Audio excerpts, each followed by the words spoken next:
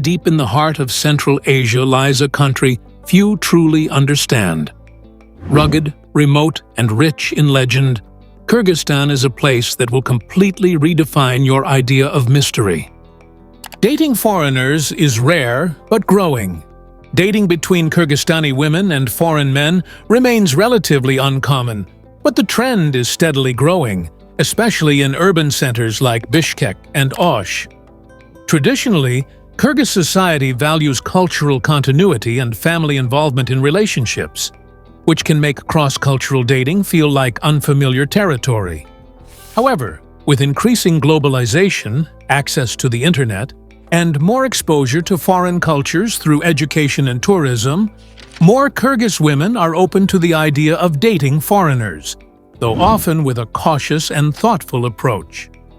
Many of the women who consider dating non-locals tend to be educated, career-oriented, and more likely to have traveled or studied abroad. English language skills and social media platforms have also played a major role in bridging the gap. Still, dating a foreigner isn't just about curiosity, it's often about seeking shared values such as mutual respect, emotional support, and long-term compatibility. That said, societal and family expectations can still influence decisions, and women might be selective or discreet about international relationships, especially in more conservative communities. For foreign men interested in dating Kyrgyzstani women, understanding and respecting local customs is essential. Public displays of affection are often frowned upon, and modesty remains culturally important. Building trust may take time, as many women prioritize emotional depth and loyalty over fast-paced romance. A genuine effort to learn about Kyrgyz culture, religion, and even a few basic Kyrgyz or Russian phrases can go a long way in fostering meaningful connections. While the number of such relationships is still modest, the evolving social landscape suggests that cross-cultural romance is becoming more accepted, slowly reshaping the dating culture in this often overlooked part of Central Asia. The national epic is longer than the Iliad and Odyssey combined.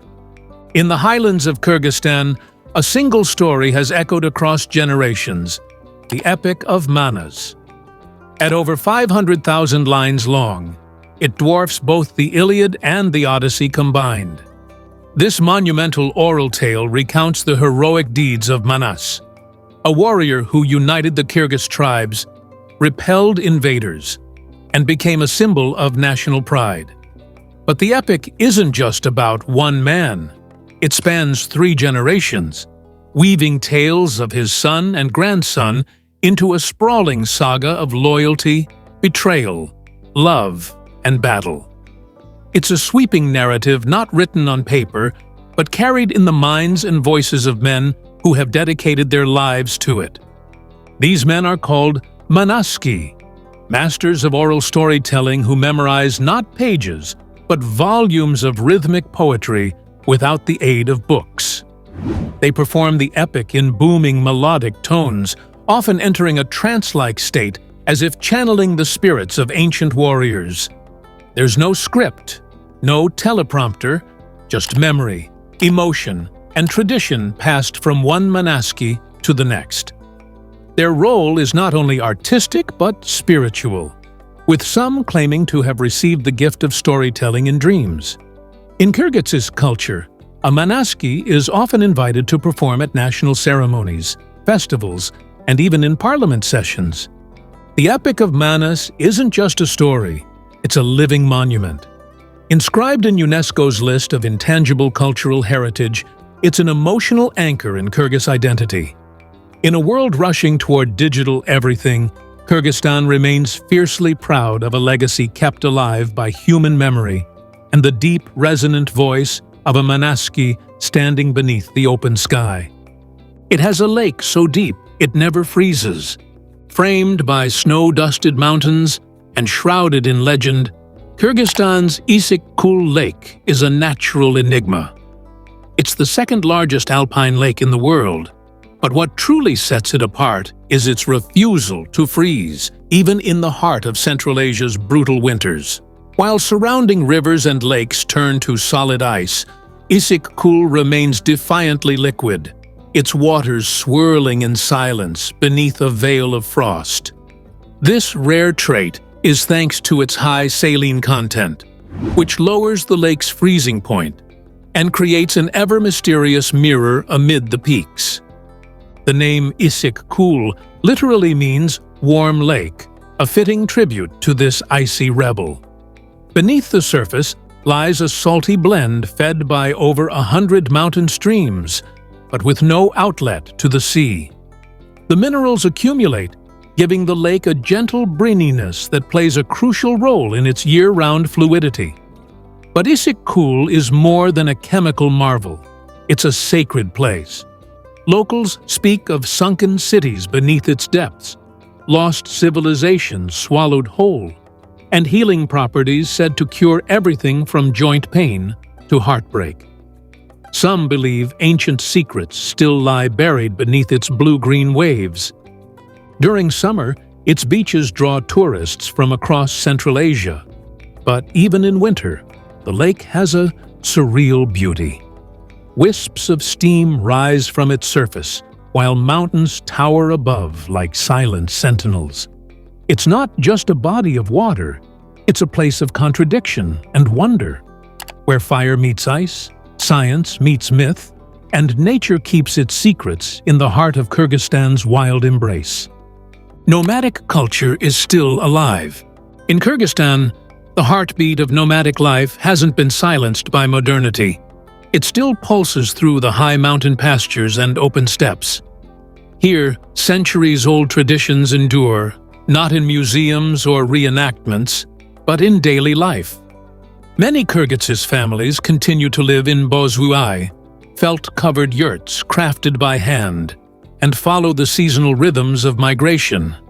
These homes are marvels of engineering, collapsible, weather-resistant, and surprisingly cozy, often decorated with intricate embroidery and colorful Shiredik rugs that tell generational stories with every stitch. During the summer months, families move to the Jalu, or high pastures, where they graze their livestock on the rich alpine grass. It's not just about survival, it's a lifestyle rooted in harmony with the land.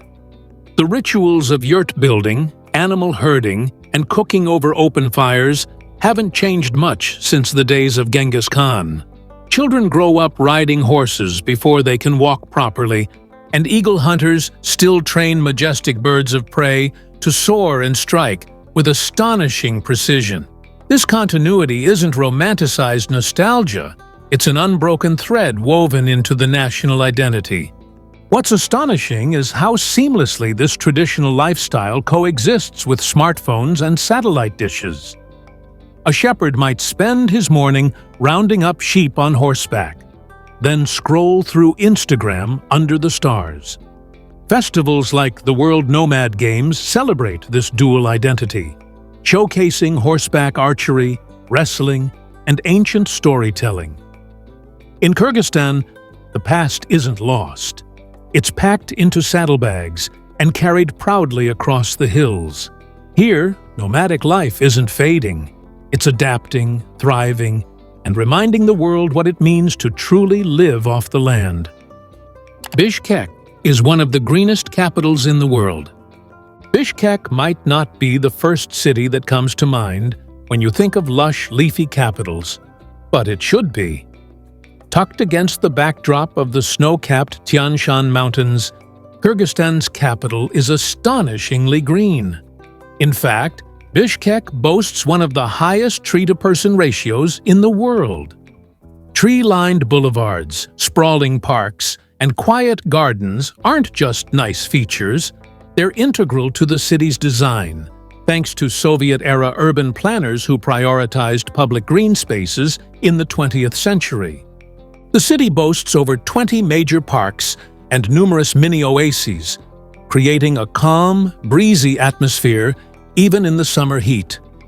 Oak Park, Panfilov Park, and Victory Square are shaded by canopies of ash, elm, and poplar, while the central Alatu Square offers views of both manicured lawns and distant alpine peaks.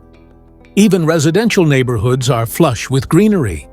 Trees grow thickly along sidewalks, framing houses and apartments in a leafy embrace.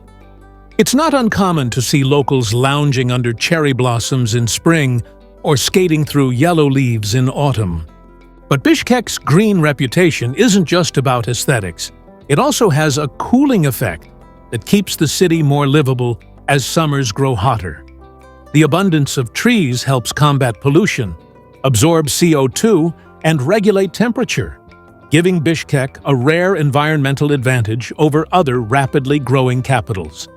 In a world where many cities are losing their green spaces to glass and concrete, Bishkek stands out not just for what it's built, but for what it's preserved.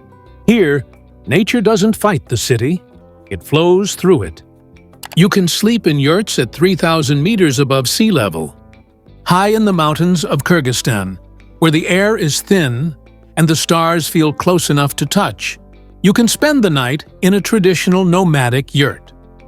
At 3,000 meters above sea level, these circular felt dwellings offer a surreal combination of rugged simplicity and soul-stirring beauty.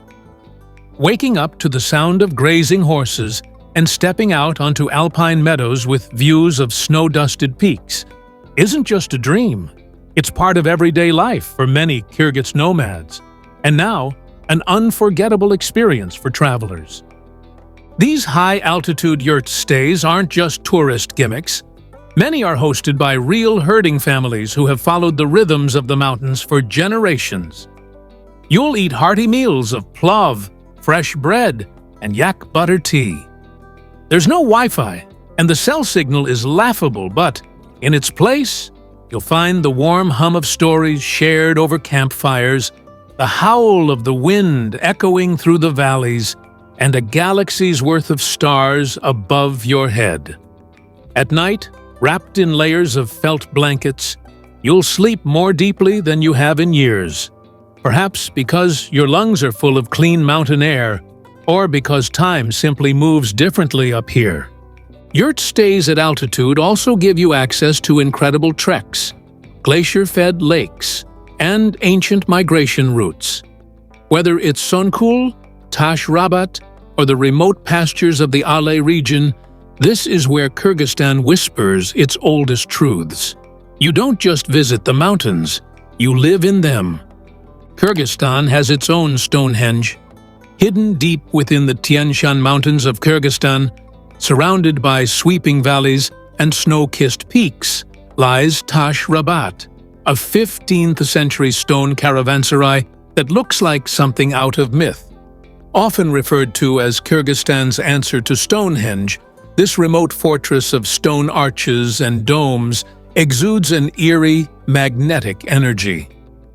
Though it once served as a rest stop for Silk Road merchants and pilgrims, standing before its massive walls today feels like stumbling upon a forgotten piece of another world. Tash Rabat's origins are shrouded in mystery. Some believe it began as a Christian monastery long before it became a hub for traders.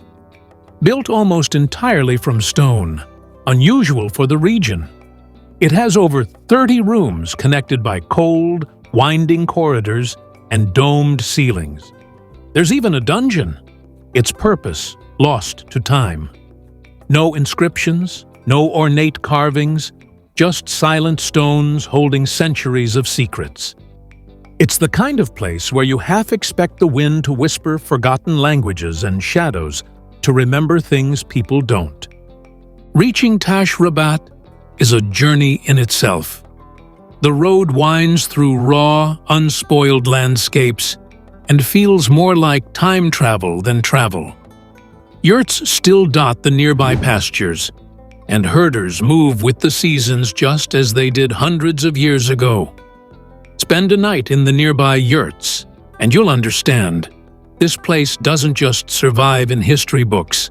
It lives and breathes beneath the mountain sky.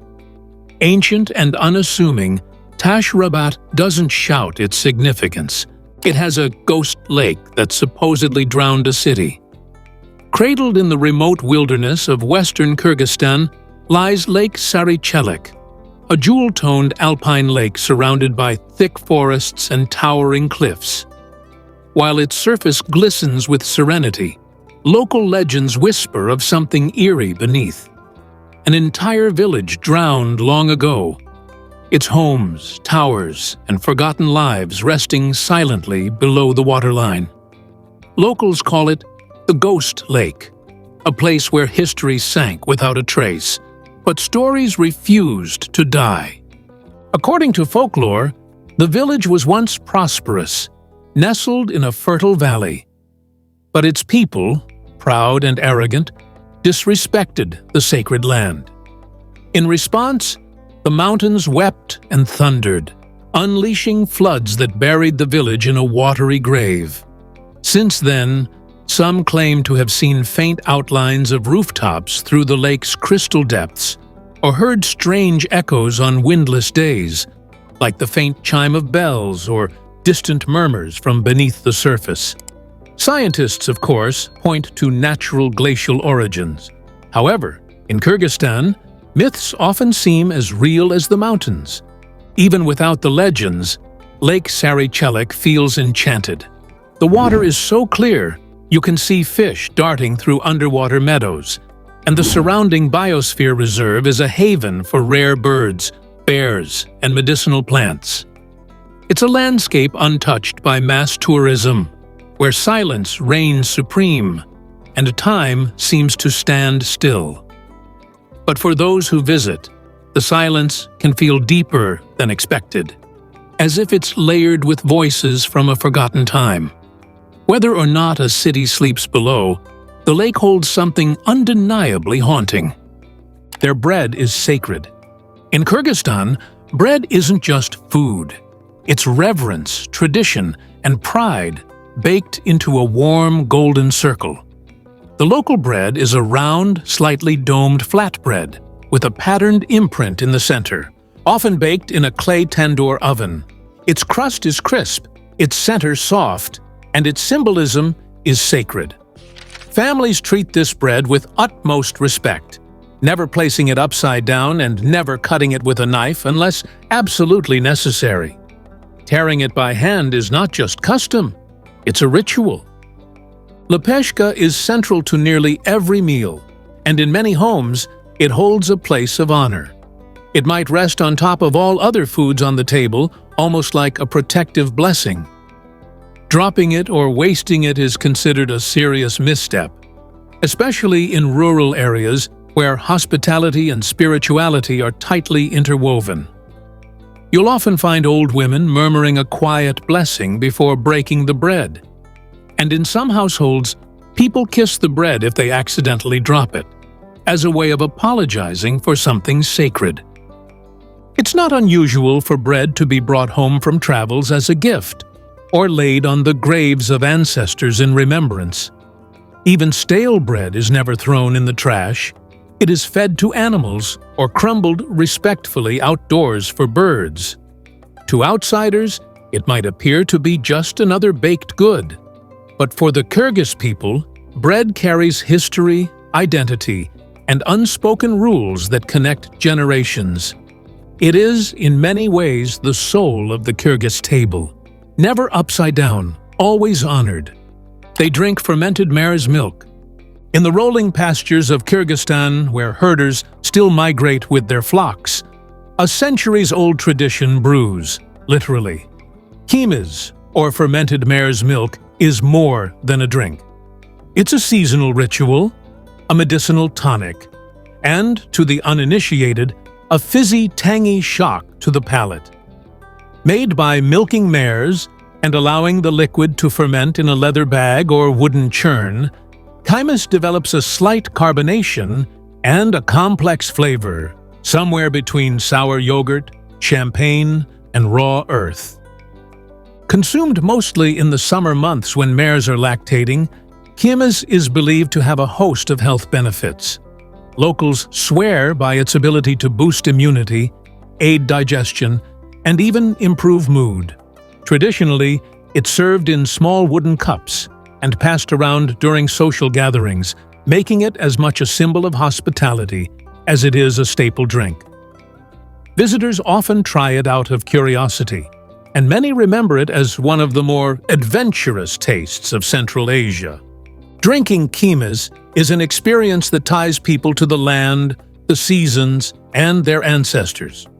Entire khymis camps spring up in alpine meadows, where families welcome travelers with a ladle of effervescent milk. Some modern producers have bottled it for urban markets, but many Kyrgyz still believe it's best enjoyed fresh, in the open air, with mountains all around and horses grazing nearby.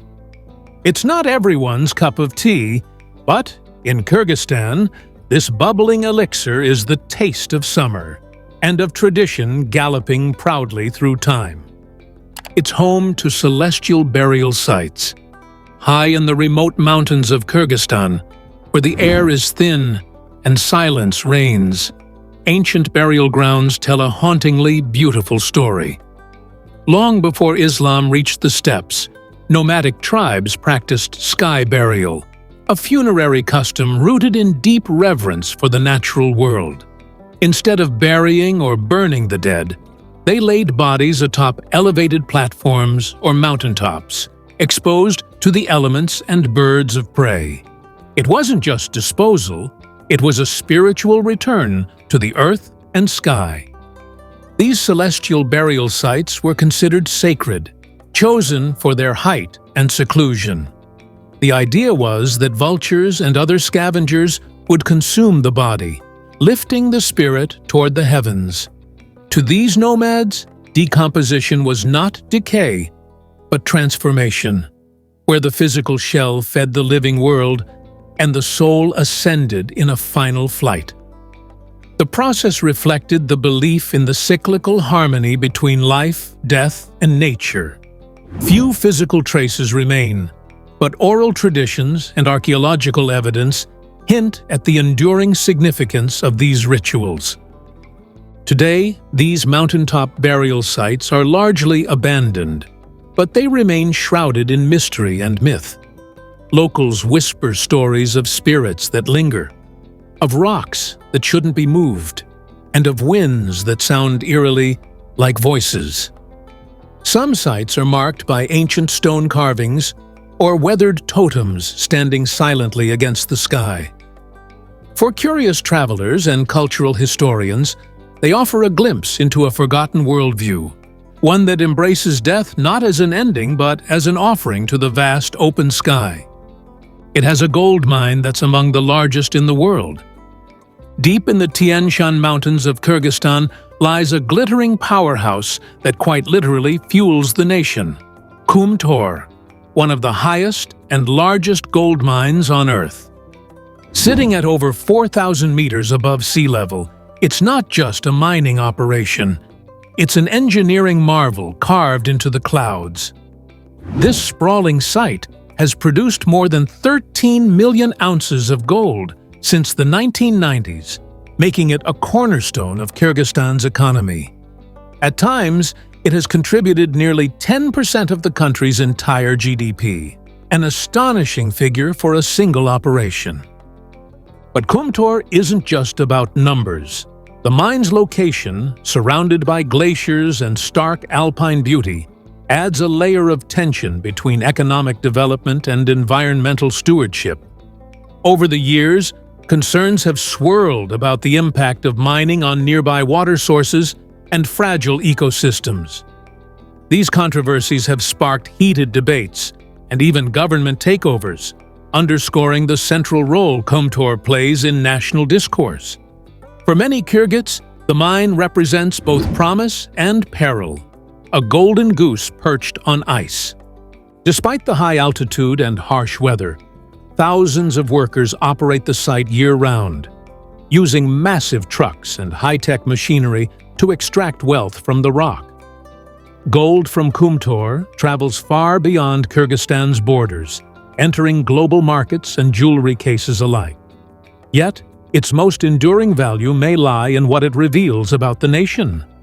A rugged land with vast resources, navigating the complex balance between tradition, progress, and the price of prosperity hidden in the mountains. People celebrate spring with a giant food fight. Every spring, Kyrgyzstan erupts in color, flavor, and chaotic joy as Nowruz, the Persian New Year, sweeps across the country. While the ancient festival is celebrated throughout Central Asia, in parts of Kyrgyzstan, it comes with a quirky twist, a good-natured food fight.